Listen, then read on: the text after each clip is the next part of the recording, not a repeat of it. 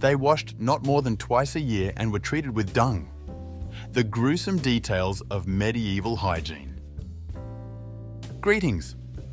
Today we will talk about the Middle Ages and touch on such a topic as the peculiarities of hygiene of the inhabitants of that historical period. It is true that in Europe, until the 19th century, washed only twice a year, and when washing things used a mixture of urine. What is a night pot? The contents of which were poured directly into the street. Whether during female labour used prayers and eagle dung. Be sure to watch the video to the very end so as not to miss anything important. Attitudes of medieval people to baths. Most likely, many of you imagine medieval Europe idealized and its inhabitants clean and well-groomed. Unfortunately, this is not the case. As the things and technologies we are used to have become more advanced and continue to evolve, many decades ago they were not yet available to the population.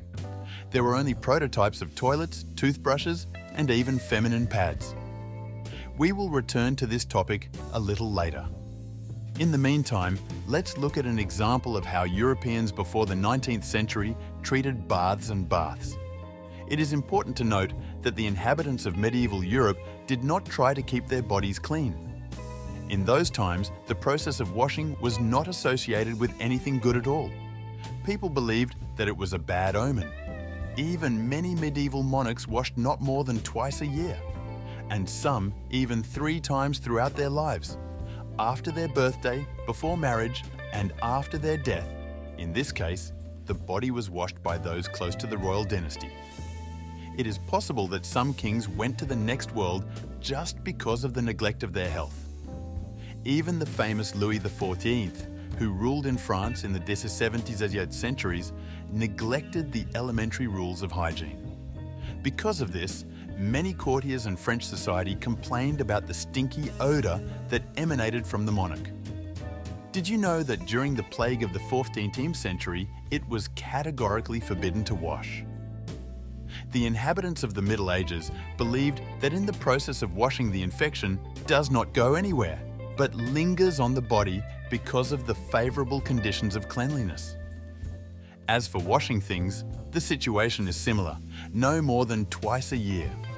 And the powders used by people were a mixture of lye and urine.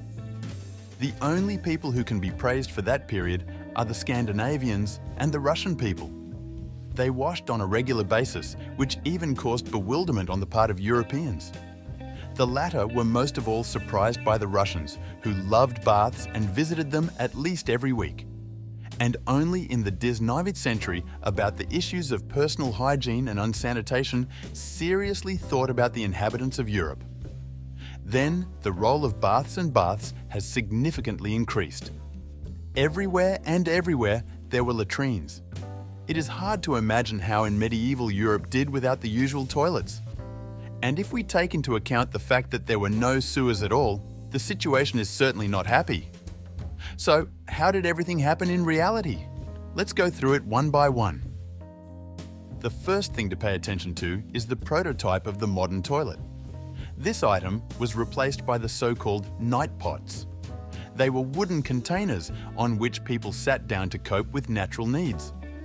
As we have already said earlier, sewers in the Middle Ages have not yet been built. And that's when all the contents were thrown out of the windows directly into the city streets. The good news is that the inhabitants warned others in advance by shouting. Otherwise, someone could have gotten really dirty. And what did the inhabitants of the Middle Ages do outside the home? This is where the most interesting thing starts. It turns out that the need to cope everywhere and anywhere. Even the floors of many buildings and establishments suffered from countless trips to the toilet. A stinky odour was constantly emanating from there. The most unlucky of all were the servants who cleaned up all the accumulated waste in order to tidy up the public places in some way. However, the royal dynasty had at least something resembling a toilet at its disposal. This is quite logical, because autocratic monarchs could afford more than ordinary people, although even here not without adventures. For many years, castles and palaces were not cleaned and ventilated. That is why many kings had to change their residences as their possessions became neglected. After a temporary move, servants would start doing the dirty work of cleaning and airing the latrines.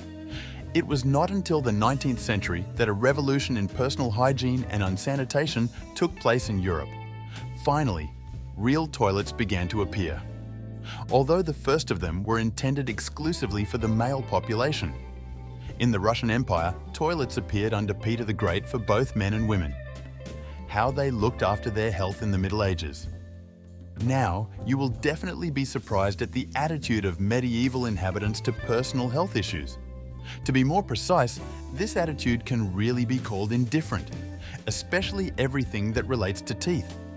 So, in the Middle Ages, it was believed that yellow, unhealthy teeth were a norm and even a sign of prosperity. The origins of this belief date back to the use of sugar. This product was considered prestigious in those times. Aristocrats valued sugar and everything related to it. But, as we know, excessive consumption of sugar products contributes to the spread of tooth decay. When people started to suffer, a tooth was simply extracted without anesthesia, which didn't even exist back then. As for the rich strata of the population, they came up with an alternative option. The rich regularly bought healthy teeth from the poor when their own teeth were in disrepair.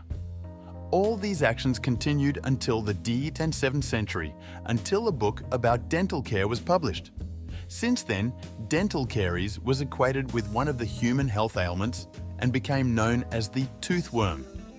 After that came wooden toothbrushes and then soap. What unites them is that they were made of lime. The first soaps even scraped off the skin of the hands because they contained high concentrations of lye. It wasn't until a century later that the soap-making process was greatly improved. It is surprising how a mixture based on urine was widely used during the Middle Ages. After all, it was one of the first primitive cosmetics for body care. Queens used such a mixture for antiseptic purposes and regeneration process. Monarchs believed that urine could rejuvenate their appearance, pregnancy, and critical days. Here we come to the most interesting part.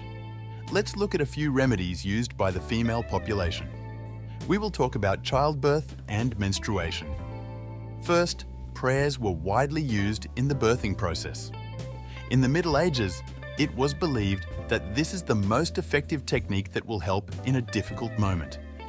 In addition to words, bird droppings were used, strange as it may seem.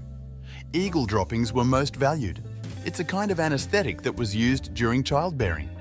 Secondly, when menstruating, it was necessary to make the process as safe as possible. For this purpose, the inhabitants of the Middle Ages invented pads.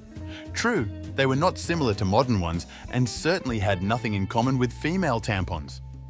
Instead, a cloth bandage was used to wrap around the lower part of medieval ladies. Such a pad was changed quite often, up to 10 times a day. Only by the end of the Middle Ages invented convenient in use and practicality of feminine hygiene products. Conclusion. Thus, the concepts of personal hygiene and unsanitation were not properly considered in the Middle Ages. The inhabitants used folk remedies and neglected many rules. It was only by the New Age that things began to change for the better.